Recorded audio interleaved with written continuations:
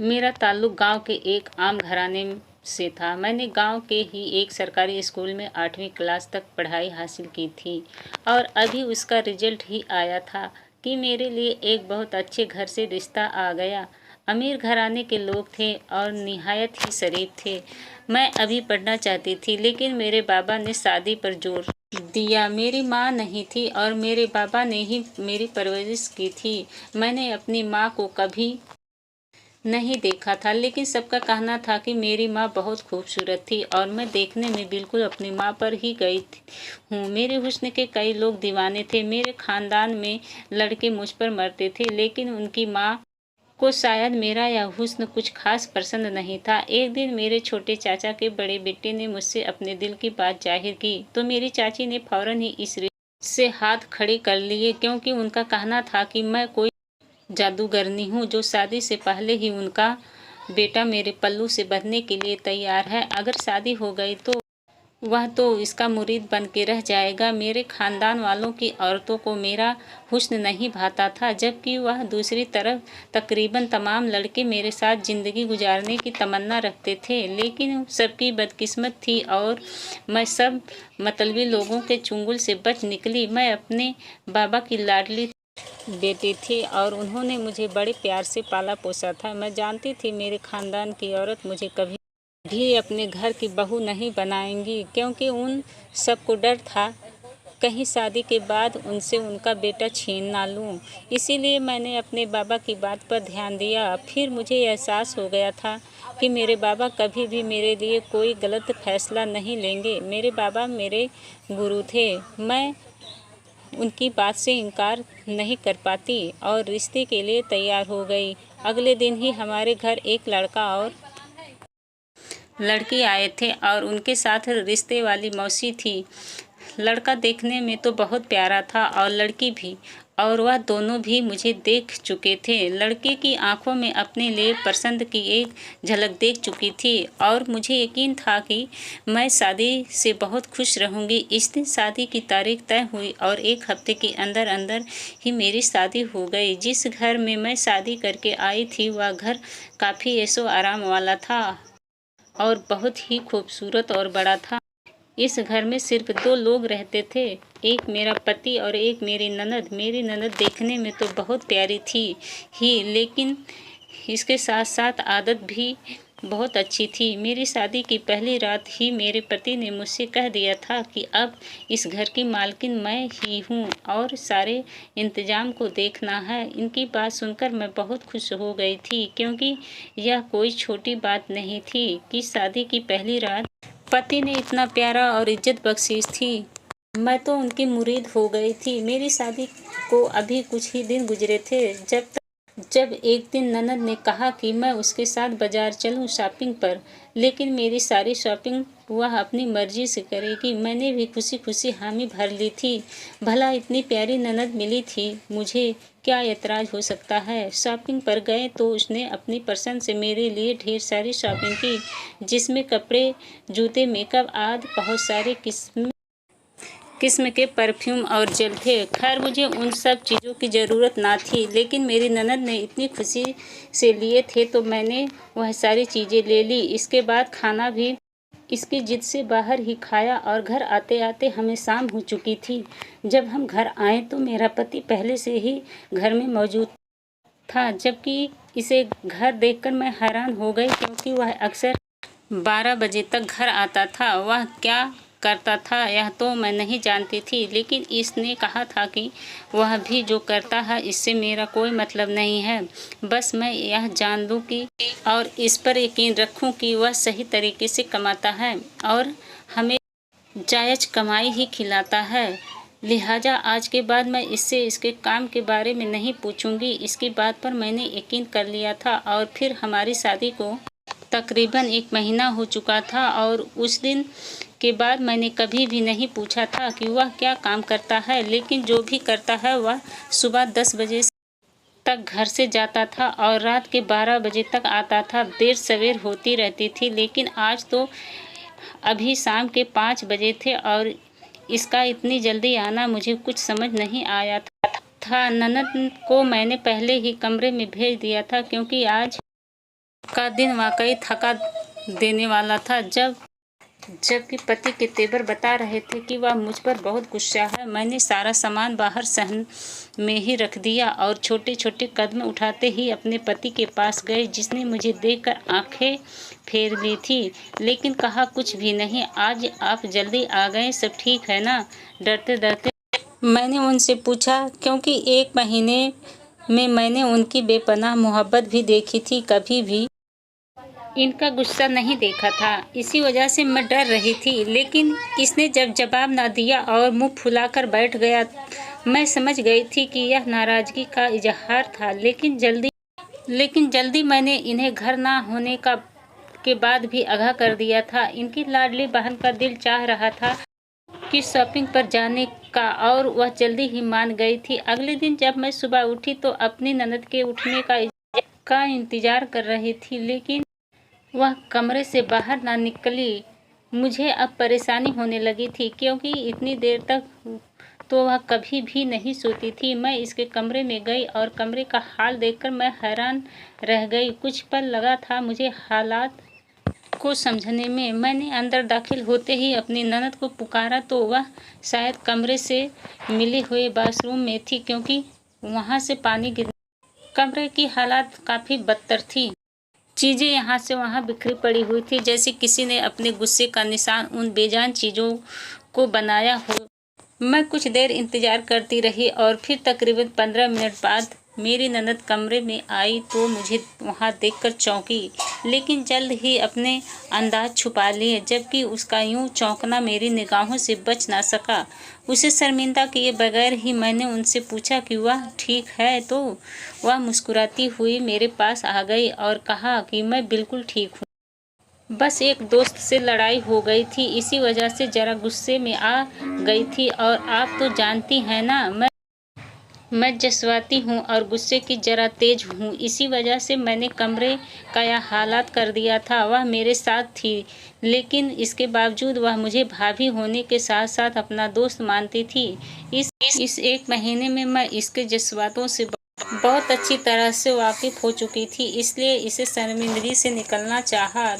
फिर मैंने नौकरानी को कहकर इसके कमरे का हुलिया सही करवाया और खुद अपने हाथों से नाश्ता बनाकर इसे दिया। वह भी अब काफ़ी हद तक नॉर्मल लग रही थी, इसलिए मेरे पास बैठकर नाश्ता करने लगी।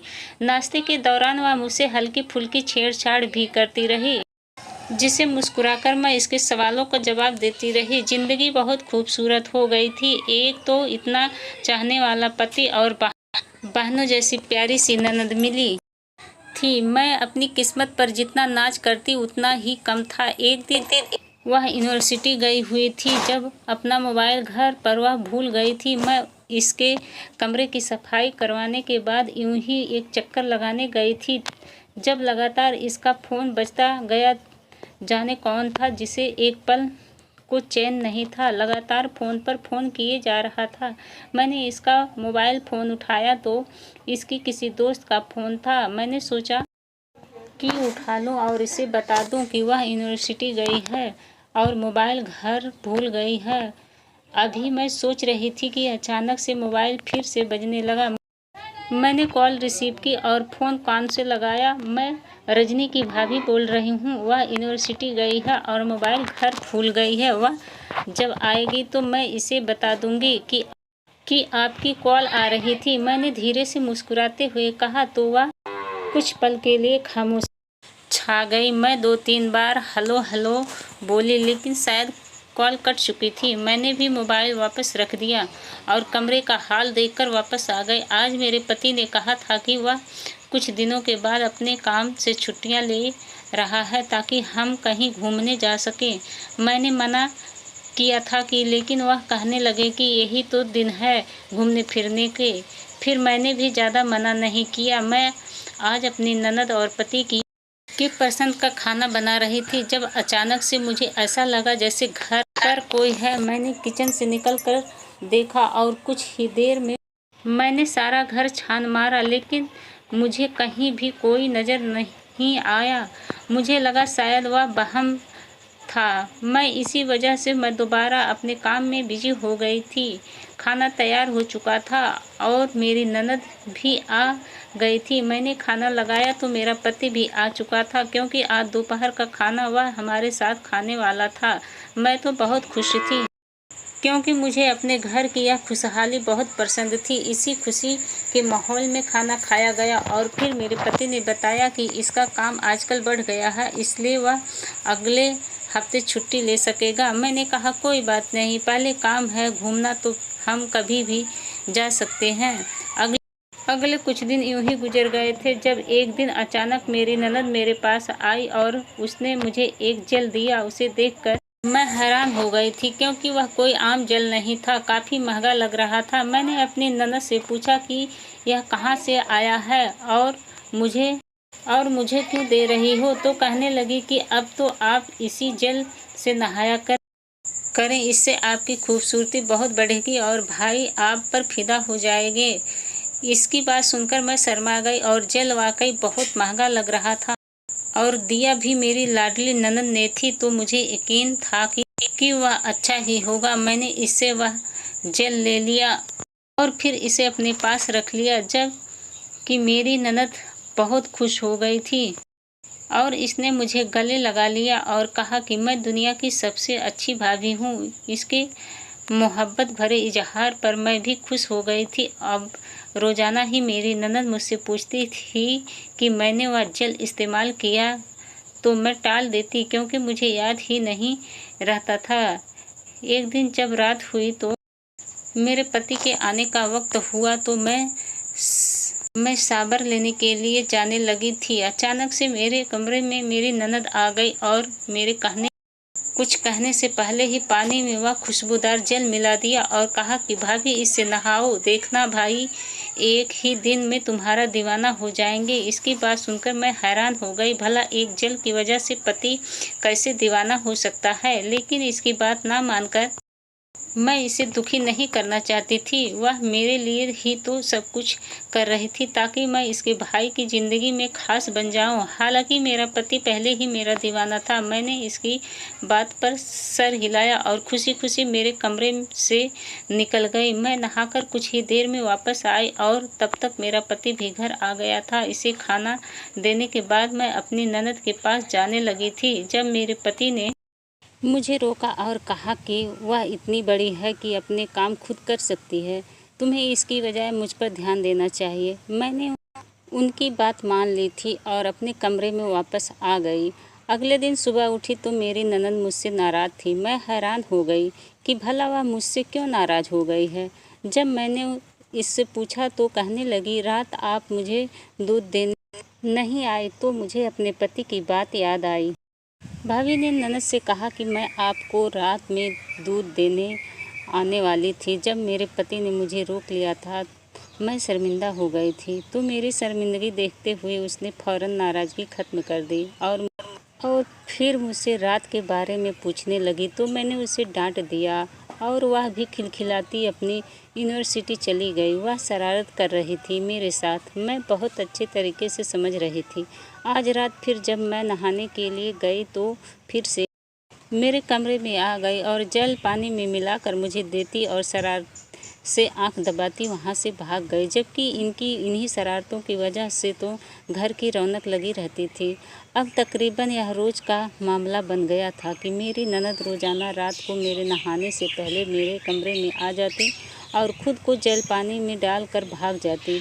एक रात वो जल पानी में डालकर भाग गई, लेकिन इससे पहले कि मैं नहाने जाती मेरे पति आ गए और उसने कहा कि मैं थका हुआ हूँ, पहले मैं नहा लूँ फिर तुम चली जाना। मैंने भी उसकी थकान को सोचते हुए बाद में नहाने का फ़ैसला किया और वापस बेड पर बैठकर इसके आने का इंतज़ार करने लगी। अभी कुछ ही देर गुजरी थी कि मेरे पति गुस्से में से वापस कमरे में आया और आते ही मेरे मुंह पर थप्पड़ मारा। इसकी इस हैरत पर मैं हैरान रह गई, क्योंकि हमारी शादी को तकरीबन 4 महीने गुजरने वाले थे और इन 4 महीनों में इसने मुझे कभी भी हाथ नहीं लगाया था। हाथ तो दूर की बात, बदतमीजी से बात तक नहीं की थी और आज अचानक से उसने मुझे थप्पड़ मार दिया था। मैं हैरत और बेयकीनी से अपने पति को देख रही थी। उसकी आंखें लाल अंगारा हो रही थी। इसने मेरे बाल मुट्ठी में जकड़े और गुस्से से चिल्लाने लगे, घटिया औरत, मैं तुमसे इतनी मोहब्बत करता हूँ, लेकिन तुम इन सब के बावजूद नहाने के बहाने यह घटिया काम करती हो। बताओ, किस ग्रहों से ताल्लुक़ है तुम्हारा? कहाँ से आई हो और कब से काम कर रही हो? वह मुझ पर इल्ज़ाम लगा रहे थे और सवाल पर सवाल पूछे जा रहे थे, जबकि मुझे तो कुछ भी नहीं समझ आ रहा था। मेरी आंखों से आंसू निकलने लगे थे, जबकि मेरा पति तो आज अलग ही जलाली रूप में था। मैं कुछ कहती कि उसने मेरे कुछ भी सुनने से पहले ही मुझे एक और थप्पड़ दे मारा और इससे कहा कि अब 1 मिनट भी मेरा वजूद अपने घर में बर्दाश्त नहीं कर सकता। मैं इसकी बात सुनकर अपनी जगह पर हैरान रह गई, क्योंकि मैंने तो कभी ख्वाब में भी नहीं सोचा था कि मेरा पति कभी मेरे साथ ऐसा भी कुछ कर सकता है। इससे पहले कि वह मुझे मेरे घर छोड़ता, मैंने हिम्मत करके इनसे पूछा ही लिया कि वह ऐसा क्यों कर रहा है। आखिर मेरी गलती क्या है? ऐसा भी क्या कर दिया मैंने जिसकी वजह से वह मुझसे इतना नाराज़ हो रहा है कि मुझे घर से बाहर निकालने के लिए बेकरार है? मैंने इससे कहा कि मुझे वजह तो बताइए, लेकिन इससे पहले कि वह कुछ कहता, इसकी चिल्लाने की आवाज़ सुनकर मेरी ननद भागी आई और उसने मुझे अपने भाई की कैद से आज़ाद करवाया। और फिर वह अपने भाई पर गुस्सा होने लगी। भाई, यह क्या कर रहे हैं आप? भला कोई अपनी बीवी के साथ ऐसा सलूक करता है जैसे आप कर रहे हैं? वह गुस्से से बोली। तो मुझे इस पर टूट कर प्यार आया, क्योंकि शुक्र था कि वह मेरा साथ दे रही थी, जबकि मेरे पति ने एक निगाह भी मुझ पर डालना जरूरी न समझा और घर से निकल गया। इसके जाने के बाद मैं फूट फूट कर रोई थी, जबकि मेरी ननद भी रोने लगी थी और इसने मुझे तसल्ली दी कि सब ठीक हो जाएगा। भाई को ज़रूर कोई गलतफहमी हो गई होगी, तभी वह ऐसा गुस्सा करके गए हैं। मैंने ननद की बात मान ली और अपने पति का इंतज़ार करने लगी, लेकिन मेरा इंतज़ार ही ना रहा, क्योंकि मेरा पति इस रात घर वापस ही नहीं आया था।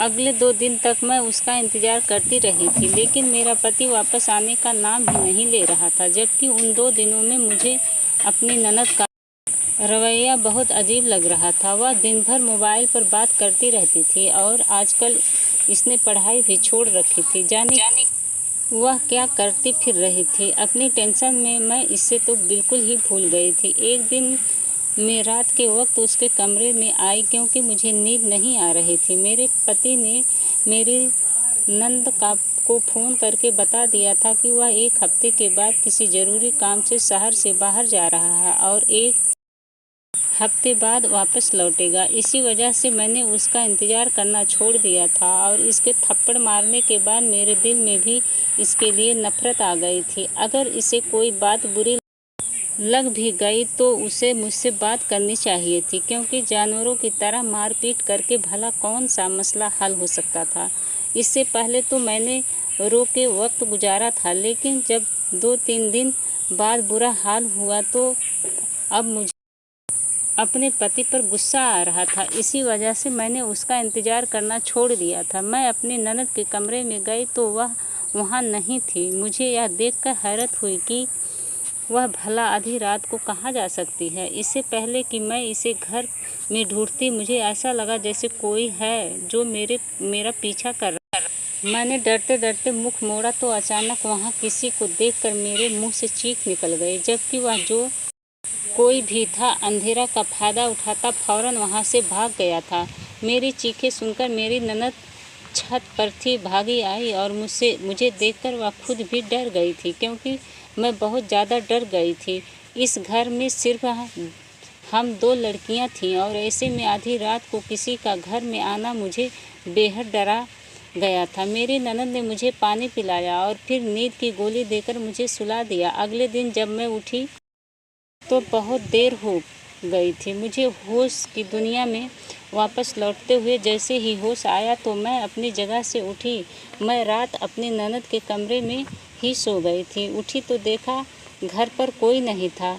मुझे एक बार फिर से डर लगने लगा था, क्योंकि मैं घर में अकेली थी। सफाई वाली नौकरानी भी कुछ दिन की छुट्टी लेकर गई हुई थी। मैंने ननद को तलाश करना चाहा। जब मुझे शीशे के पास एक कागज़ मिला, मैंने इस कागज़ को उठाया तो इस पर ननद का पैगाम लिखा था कि आज इसकी एक ज़रूरी क्लास थी, इसी वजह से वह यूनिवर्सिटी जा रही है, दोपहर तक वापस आ जाएगी।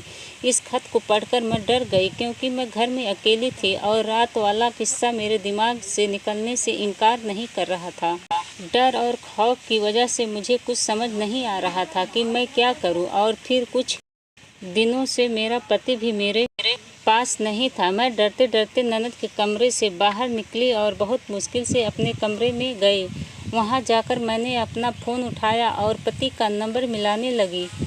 रो रो कर मेरा हाल बुरा हो रहा था, क्योंकि एक तो पति की नाराज़गी, ऊपर से अचानक से यह हादसा मुझे बहुत ज़्यादा परेशान कर रहा था। कुछ देर कॉल करने के बाद पति ने फ़ोन उठाया तो मैंने रोते हुए कहा कि मैं घर पर अकेली हूँ और मुझे डर लग रहा है, वह घर वापस आ जाए। मुझे यूँ रोता देख शायद वह भी परेशान हो गए थे, इसलिए कहने लगे कि कुछ ही देर में घर पहुंच जाऊंगा। और फिर वह कुछ ही देर में घर आ गए थे। उनके आते ही मैंने उसे सब कुछ बता दिया था। अपने साथ हुए इस वाक़ये को छुपाकर मैं परेशानी अपने सर पर नहीं ले सकती थी। जैसे ही मैंने उसे बताया तो वह भी परेशान हो गया और फिर मुझे अपने कमरे के बाथरूम में ले गए ताकि मेरा मुंह धुलवा सके। लेकिन वहां जाते ही उसे वह जल देखकर एक बार फिर गुस्सा आने लगा था, जबकि उसने गुस्से से मेरा हाथ पकड़ा और वह मुझसे पूछ रहा था कि यह जल अब तक यहाँ क्या कर रहा है। वह जल देखकर मैंने अपने ही अक्ल पर मातम किया, क्योंकि यही जल तो सारे फसाद के जड़ था। जाने ऐसा क्या था इसमें जो मेरा पति इतना जो शोर मचा रहा था। इससे पहले कि वह और गुस्सा होता, मैंने पूछ लिया था कि ऐसा क्या है इस जल में कि आप इतना गुस्सा कर रहे हैं।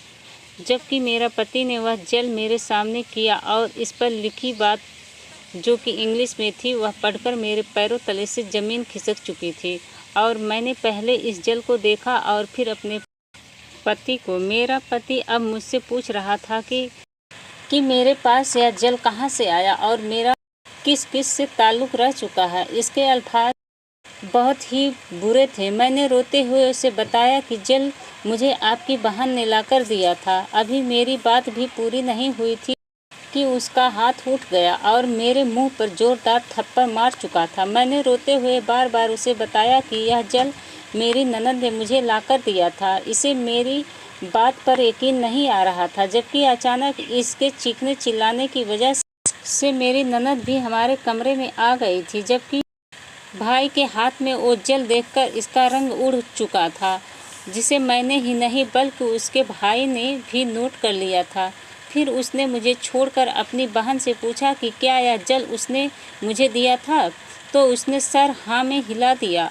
मेरा पति भी उसे हैरानी से देखने लगा। तुमने यह जल अपनी भाभी को क्यों दिया था और तुम्हें यह कहाँ से मिला? उसने गुस्से से अपनी बहन से पूछा तो वह रोते हुए सब सच बताने लगी, जिसे सुनकर ना सिर्फ मेरे पति बल्कि मेरे सर से भी जैसे आसमान टूट पड़ा था। जिसे मैं अपनी मुफ्ती समझती रही, जिस छोटी बहन होने के नाते इतना प्यार किया, वही मेरा घर उजाड़ने पर तुली हुई थी।